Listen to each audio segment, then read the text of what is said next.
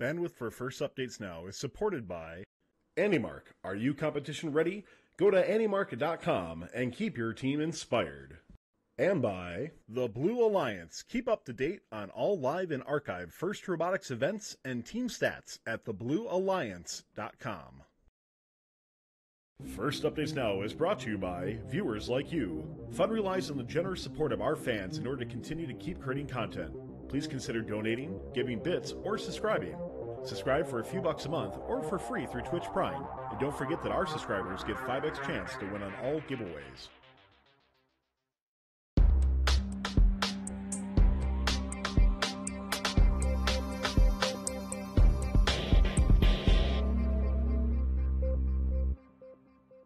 Well, welcome to Hapro Horsham. It's exactly like Hapro.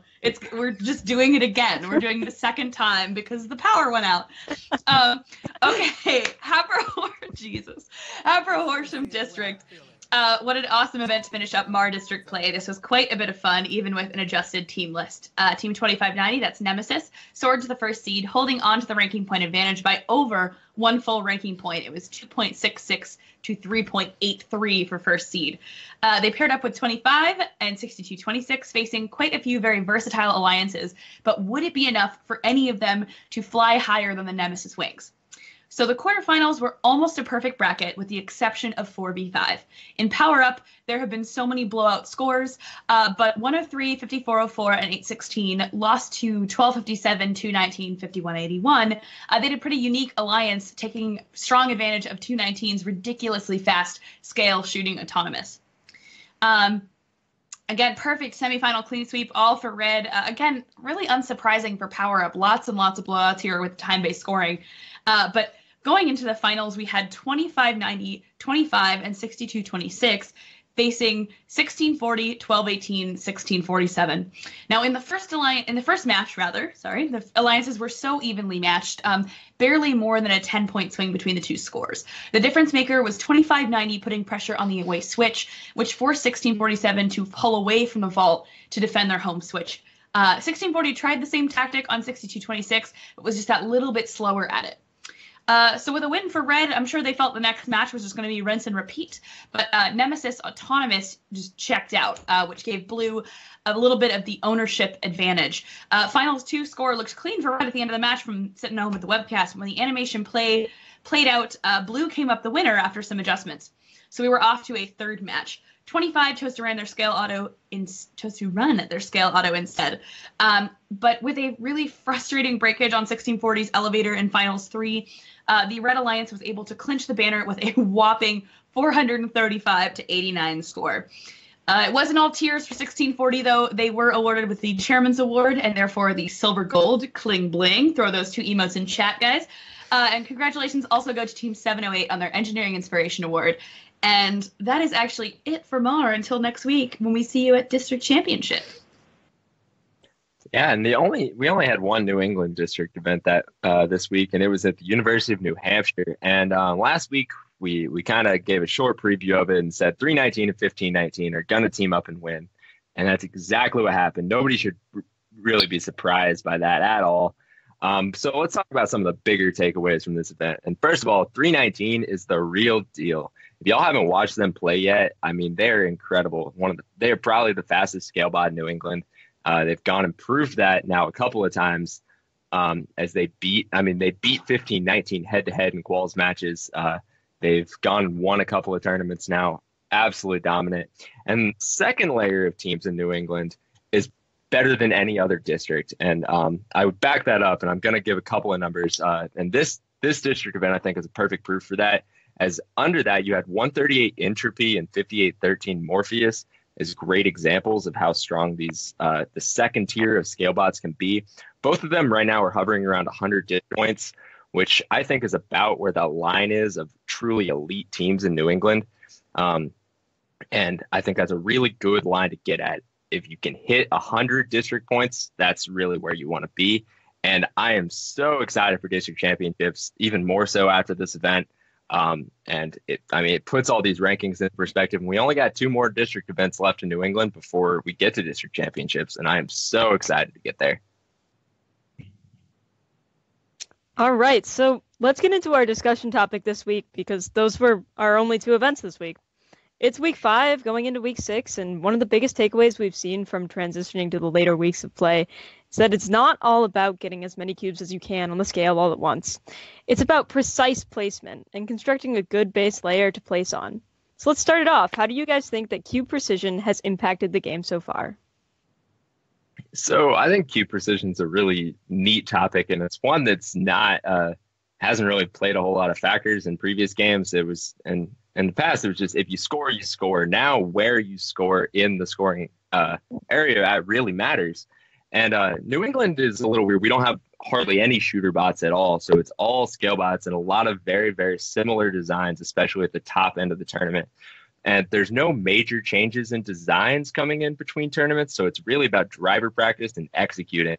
And we've seen a bunch of events already come down to cubes falling off the scale, especially North Shore comes to mind, as that's how the finals came down. So, I mean, if a lot of teams are playing, you see 2-on-2 scale battles, that's even more likely to happen. And then switch placement is even more important, especially as these 8-9 cube piles start to come up on the switches. And elite switch bots like 6329 in New England, for example, are going to be very effective because of the way they can place it, especially on higher and higher stacks on the switches, which is something I don't think a lot of people are talking about. Most of the cube placement arguments are going around the scale. And I think switch cube placement is pretty important too, especially because you get those cubes on the edges stacked up against the fence and don't actually apply any pressure on the plate at all.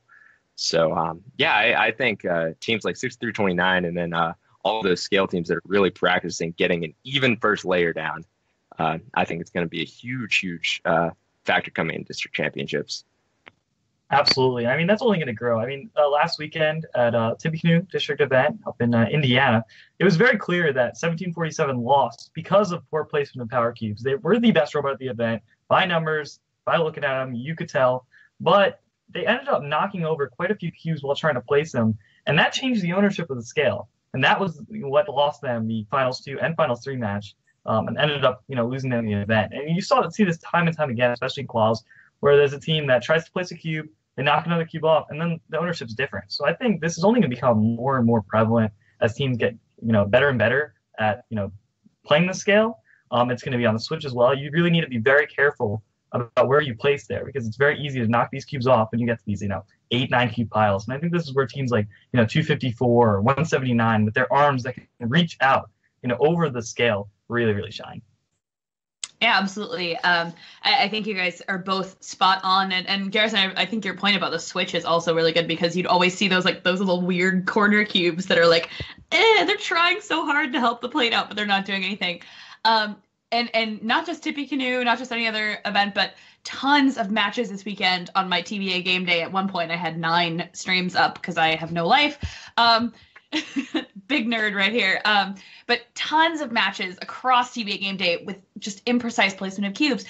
Sometimes it's a shooter, right? You'll see a shooter go up and onto the scale, and then it knocks 2 others off, and that's fine. That's the nature of a shooter placement. You don't have any precise control. But even just with arms, like you said, Sam, being able to reach out over the plate and really control that well, or even being able to place smart enough. I think so many teams with roller intakes are just sort of zipping the wheels out.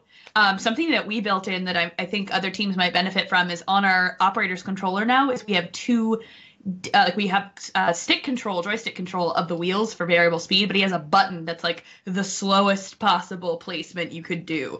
Even he can't do it with his thumbs on the joysticks. He just that button is 10% power and it comes out dead straight. A really good example of straight, perfect, beautiful placement was Finals 2 at Hapro Horsham on the blue side. It was really, really clean and beautiful. But I think the point is if you're not precise, you're just going to end up bowling things over. You could end up losing placement. So I think, efficient, clean, smart placement is going to make a huge difference as we creep towards higher levels of play. We're almost at the finish line. I think cube placement is going to be one of those things that makes a difference here. Yeah. And especially it's going to, the higher levels of play are going to be so much more valuable this year for teams that do have that experience, like district championships, going to a higher level event. Those teams that know how to place very smoothly are going to have the advantage going into playoffs. And it's kind of hard to scout who has the best placement like at the event, because qualifications are so much different than going into your final rounds here. It's really hard to choose the best alliance partner if they've had sort of an easy schedule and they can just put one cube on there and hold the scale for the entire match. Like, they've never faced a challenge. They've never faced somewhere where they've had to have good placement. So it's going to be really interesting how that ends up turning out at championships, district championships, and beyond. And I'd like to end with a quote from 319 that told us that Central New York, that we've kind of adopted into sort of New York's kind of how we place on the scale, but slow is smooth and smooth is fast. So let's go into our top 25 predictions and hear more about 319. Yeah, sure. So we're going to give y'all a little bit of prediction on the top 25. Remember, tomorrow night's show is the top 25, but we have the top 10 teams in the Northeast region for you this week. And starting it off, and the number 1 spot this week is Team 2590 Nemesis. At number 2 is 25 Raider Robotics. At 3 is 319 Big Bad Bob. The 4 spot is 1640 Sabotage. And 1218 Vulcan Robotics in the 5th spot. 1519 Mechanical Mayhem. Then 5813 Morpheus at the 7th spot. 8 is 1319 Metal Moose. 9 is the Cybersonics. And 10 is 1257 Parallel Universe. What do y'all think? Yeah, so I mean, with so few events this week, I had a hard time finding a team outside the top 10 that deserved to be in the top 25. But after looking at it, 708 is the team that really stands out to me. They already have a 1 win under their belt. Although they had a rough time in qualifications last weekend at Hatboro Horsham, which led them onto Alliance, I'm not sure if they were too happy with. I think we'll see a very strong performance from them at DCMP. Oh, totally. I know something kind of went on with their with one of their, I think, their shoulder gear at in the quarterfinals, and I am hoping they get it fixed for DCMP because it's a really fun robot that I haven't gotten to play with and I'm excited to. I'm just loving the Mar love here in this list. I know that there weren't very many events, but I'm just happy we're back on the list. As far as teams I want to give some love to, I didn't have the list before this one issue. I was not sure that either 1218 or 1640 would get on the list, so I'm really happy they're there. They're both super strong scale performers. They're consistent. They're solid. 1640 is also super versatile. They can adapt to pretty much any strategic layout. And I'm looking forward to see how they elevate their play going into Lehigh for sure. Yeah. Also going same on the list. I really love 319's robot this year. It's such a simple design, but if you really could be simple with an elevator, but they drive it so incredibly well. Seeing their evolution through Central New York and playing with them at Central New York and beyond has been really interesting to follow. And their driving skills are just amazing. And I think they're going to go really far this year at district championships and through the championship. Yeah, Ty's definitely got that team pushed up real well. I think the rankings are really good. I think they're pretty spot on. I'd switch a few of the orders around, but, I think they're really close. And I can't wait to see how many of these teams make the top 25 tomorrow night. Now let's see and take a look at our Week 6 events in the Northeast. Yeah, so moving on to next week, we have quite a few events in the Northeast. Starting off with the New York City Regional, 51 teams are traveling to Manhattan to compete in this year's game. For many, believe it or not, this is their first time playing despite it being Week 6. 2 teams really separated from the rest, and that's Team 694 Stiples and 1796 Robotigers. Team 694 was the Alliance captain of the number 2 Alliance at HVR, reaching the finals after a pretty decent start at Central New York. 1796 opened up their season in HVR, seeded 3rd, and ended up winning the event with 2590. So they're definitely looking for a repeat this week, possibly with 694 on their side of the glass this time. Other than those 2, a few standouts are Team 333, the Megalodons, and 2579, LIC Robodogs, who after slightly disappointing finishes in previous regionals are sure to put up a fight. All in all, I think like usual, New York City's going to be a pretty weak event, and I think 694 and 796 could very well win this pretty easily. All right, and we're off to New England with the final 2 chances to qualify for the district championship in 2 weeks. First up at Hartford, we've got a handful of the best scale robots competing.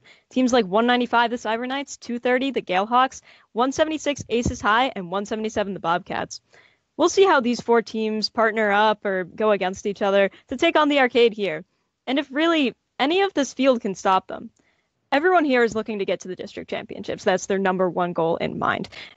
Or they're trying something new before they get to that higher level. So be on the lookout for some interesting strategies emerging at Hartford this weekend that could really impact our district championship level of play. The other New England event this weekend is the Greater Boston event. And in Revere, we're going to see the return of some teams that we haven't seen in a while. The Neutrons first, they took an entire week off, which is basically an entire year for them. They play almost every week. And we've talked about them on the show a bunch because they play every week.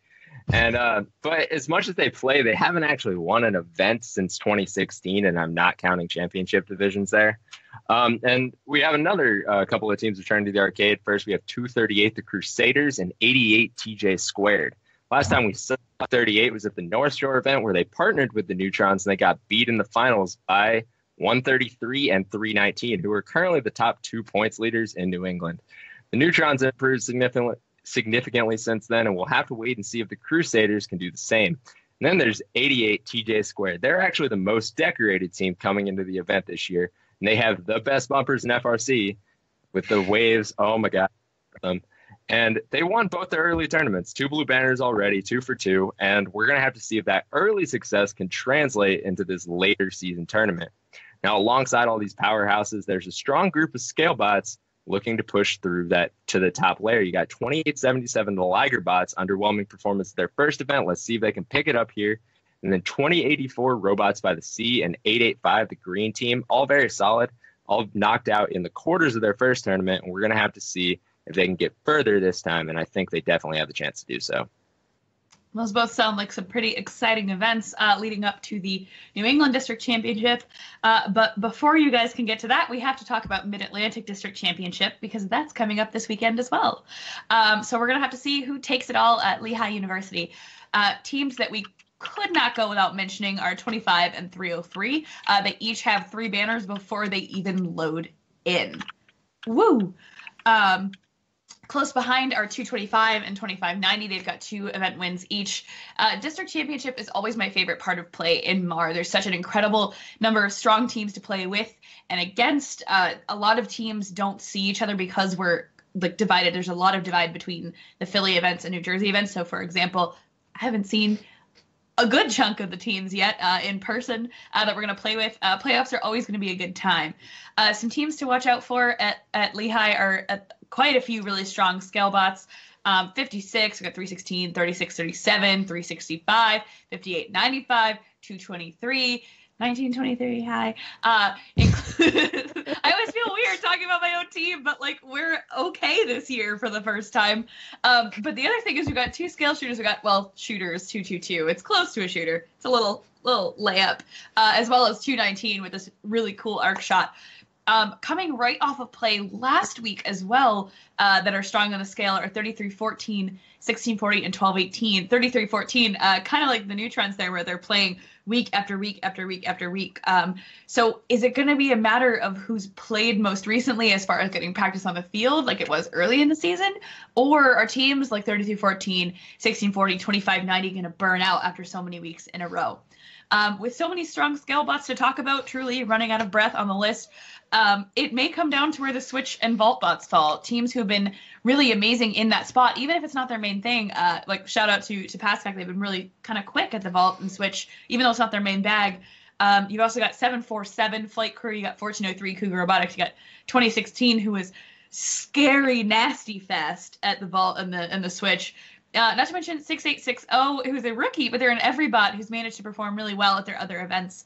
But there's quite an incredible amount of scale bots. Yeah, our chat is even saying 30 plus strong scale bots at Lehigh. So I have to say, if you're going to put an event that you're not playing at on your TBA game day, please put it on Mid-Atlantic Championship. I think it's going to be a good time. I think playoffs are going to be insane.